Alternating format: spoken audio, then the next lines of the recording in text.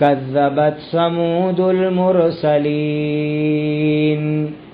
یہ سورہ شعراء کی 141 نمبر کی آیت کریمہ ہے۔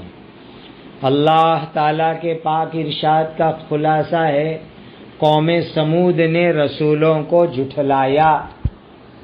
حضرت ہود علیہ السلام کی قوم پر عذاب آیا، پوری قوم ہلاک ہو گئی۔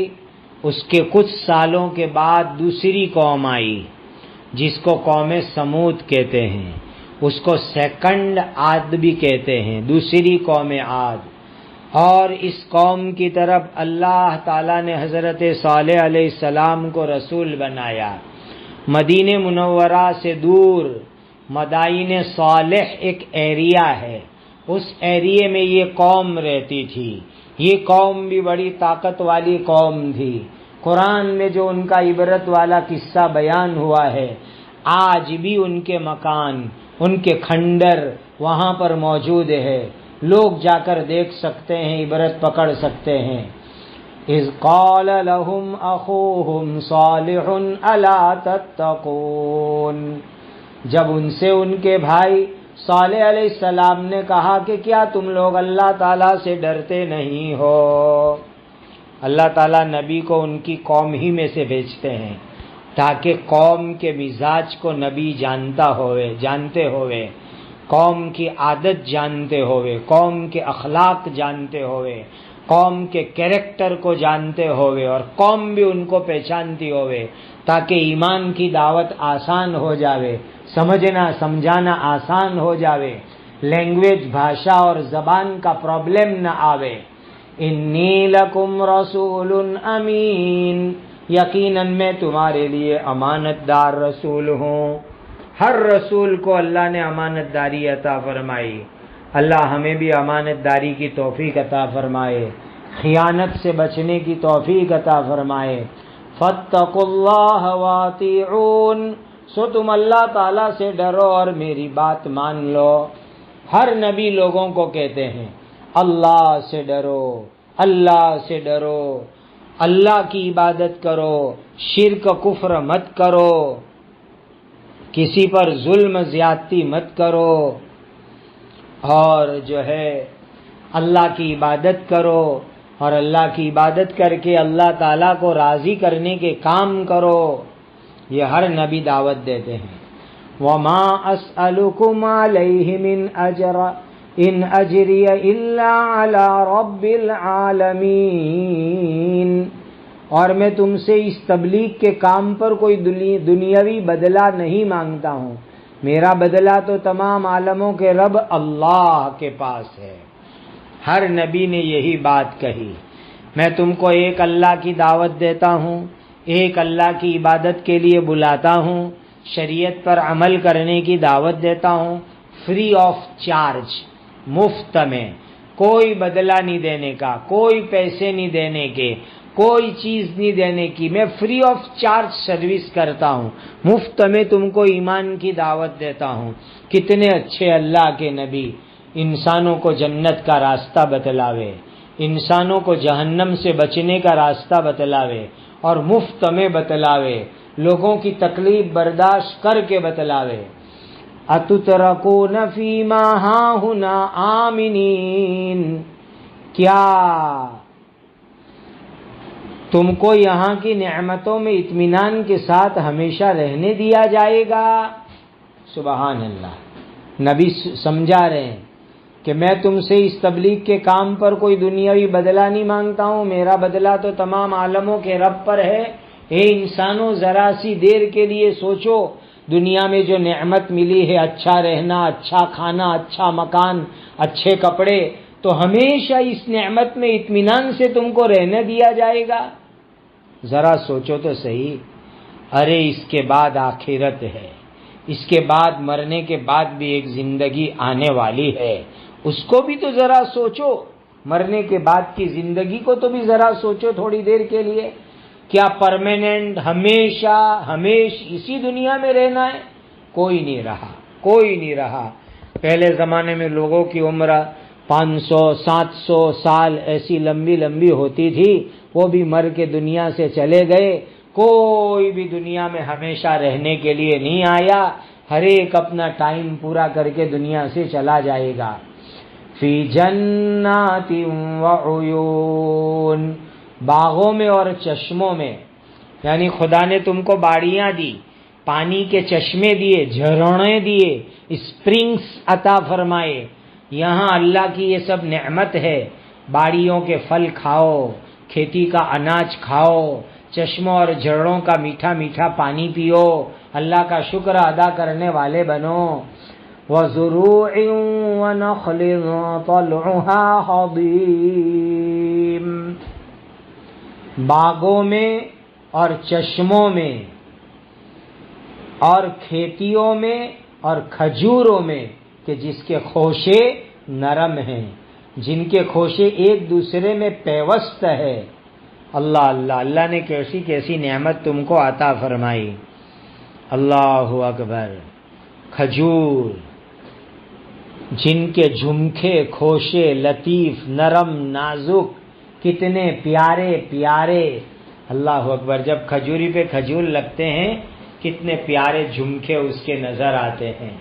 اللہ اللہ، پہلے لال پیلے، پہلے گرین ہوتے ہیں، پھر لال پیلے ہوتے ہیں، پھر پک جاتے ہیں، کتنے پیارے کھجور، دکھنے میں بھی اچھے، کھانے میں بھی اچھے، اور نرم نرم نازک نازک۔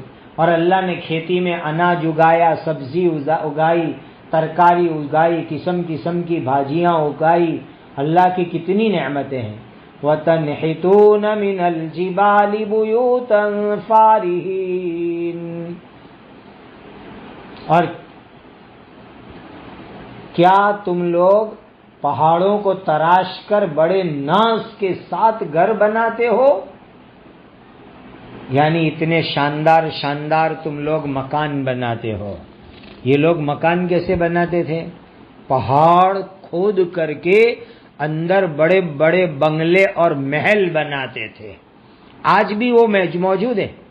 مدائن صالح مدینہ کے قریب میں ہے، ٹورسٹ لوگوں کو جانے کی ویزا ملتی ہے، جاؤ، عبرت کی نیت سے جاؤ، دیکھو کتنے عالی شان انہوں نے پہاڑوں میں بنگلے بنائے، اتراتے ہوئے، تکبر کرتے ہوئے بنائے، اور یہ لوگ بنانے میں بڑے ایکسپرٹ تھے، ماہر لوگ تھے۔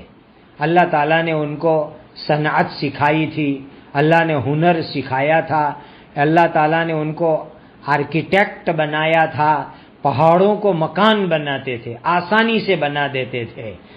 اور یاد رکھو، اللہ تعالیٰ نے کسی کو عمدہ پیشہ، بہترین ہنر، ادیوگ عطا فرمایا ہو، اللہ کی نعمت ہے، اس سے فائدہ اٹھاؤ، لیکن گناہ اور حرام کام میں اس کو مت لگاؤ، بلا ضرورت ہنر ادیوگ کے پیچھے مت لگو، اور جو ہے جائز ہنر ادیوگ میں اپنا وقت لگاؤ، اور جو ہے فالتو ہنر ادیوگ میں وقت ضائع برباد مت کرو۔ فاتقوا اللہ وَأَطِیعُونِ، سو تم اللہ تعالیٰ سے ڈرو اور میری بات مان لو۔ نبی کہہ رہے ہیں اللہ سے ڈرو، اللہ کی عبادت کرو، اللہ کے سوا کسی کی عبادت مت کرو، اور نبی کے طریقے پر عمل کرو۔ وَلَا تُطِيعُوا أَمْرَ الْمُسْرِفِينَ، اور تم حد سے آگے بڑھنے والوں کا حکم یعنی کہنا مت مانو۔ جو لوگ شریعت کی بارڈر سے نکلے ہوئے ہیں، آوارہ ہے، آزاد ہے، ایسے لیڈروں کی بات مت مانو۔ جو اللہ کے نیک بندے ہیں، شریعت پر، دین پر عمل کرتے ہیں، ان کی بات پر عمل کرو۔ الذین یفسدون فی الارض ولا یصلحون، جو لوگ زمین میں فساد مچاتے ہیں اور اصلاح نہیں کرتے۔ اللہ اللہ، جو آوارہ لوگ، آزاد لوگ زمین میں فساد مچاتے ہیں، فتنہ کرتے ہیں، اور لوگوں کو سدھارنے کی محنت نہیں کرتے، اصلاح نہیں کرتے، ایسے لوگوں کی بات نہیں ماننے کی۔ اس آیت نے بتلا دیا کسی قوم کے ذمہ داروں کی کیا ذمہ داری بنتی ہے۔ جو لیڈر ہوتے ہیں، ذمہ دار ہوتے ہیں، وڈیل ہوتے ہیں، بڑے لوگ ہوتے ہیں، ان کی کیا ذمہ داری بنتی ہے، وہ قرآن کی اس آیت نے بتلا دیا۔ ذمہ دار بڑے وڈیل قوم کے لوگ بڑے، ان کا پہلا کام یہ ہے فساد ختم کرو، امن و امان قائم کرو، اصلاح کرو، بگاڑ ختم کرو۔ تو فساد ختم کرو، امن و امان شانتی قائم کرو، اور فساد ختم کرو، لوگوں میں صلح کراؤ، یہ بات کہی۔ قالوا انما انت من المسحرین، وہ یعنی قوم کے لوگ کہنے لگے تم پر بڑا بھاری جادو کر دیا گیا ہے۔ نبی سمجھانے گئے تو کہنے لگے اے نبی تیرے اوپر تو کسی نے جادو کر دیا ہے۔ لو، نبی ان کو صحیح راستہ بتلا رہے ہیں تو وہ کہہ رہے ہیں کہ تمہاری عقل خراب ہے، تمہارا دماغ خراب ہے، تم نبوت کا دعویٰ کرتے ہو، او ہو تمہاری عقل بگڑ گئی، تم پر جادو ہو گیا ہے۔ آج بھی دنیا میں یہی حال ہے، کوئی بھی چیز ادھر ادھر ہوئے تو کہا کسی نے جادو کر دیا، کسی نے باہر کا کر دیا۔ ارے بھائی، اپنے اعمال کی بھی اصلاح کرو، اپنی زندگی بھی ٹھیک کرو، ہر چیز کوئی جادو ٹوٹکے سے نہیں ہوا کرتی دنیا کے اندر۔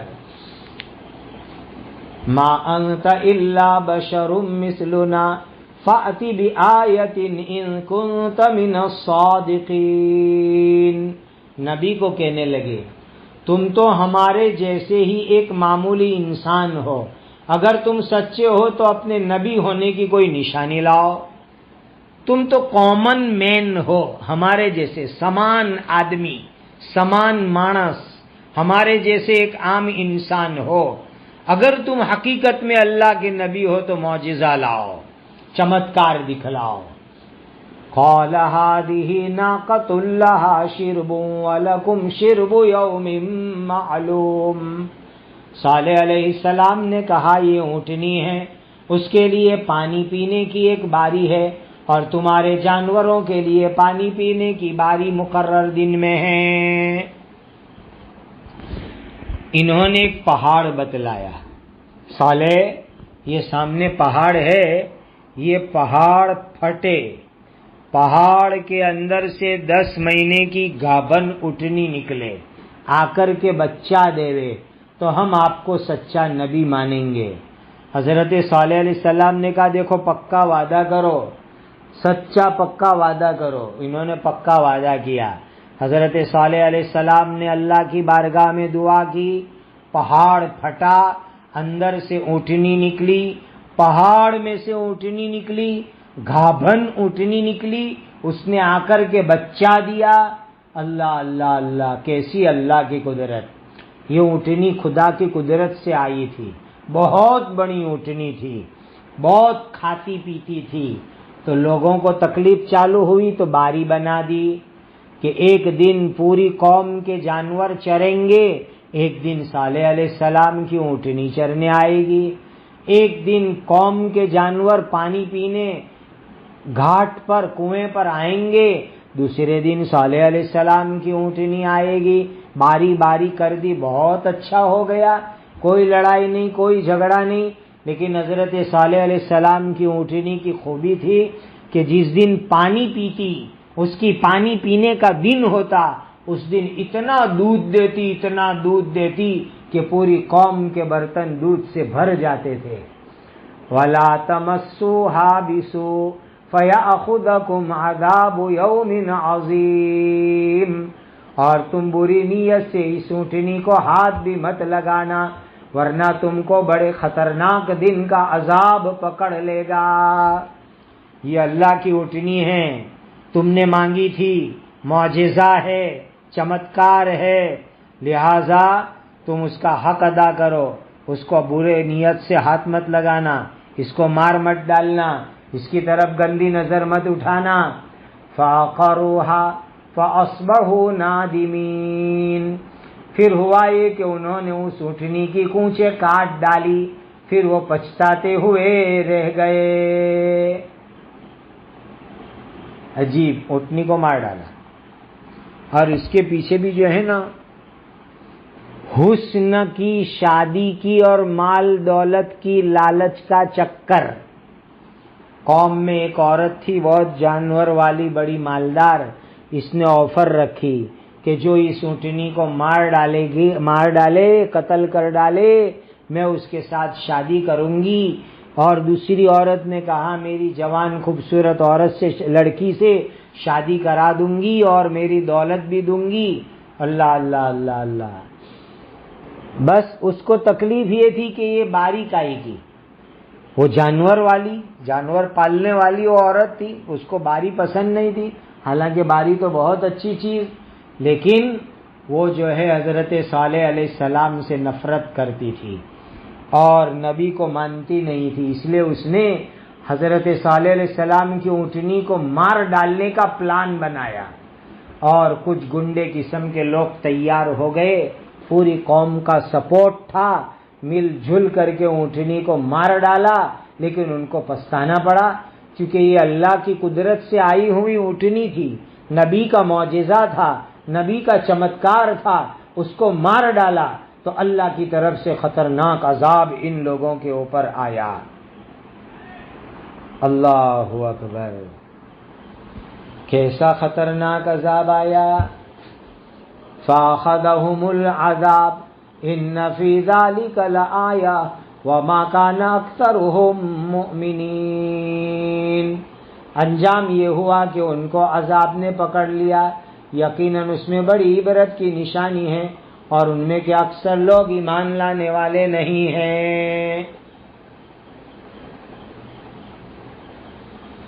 یہ عورت ایسے بھی آؤٹ لائن عورت تھی جس کے گھر بہت جانور تھے.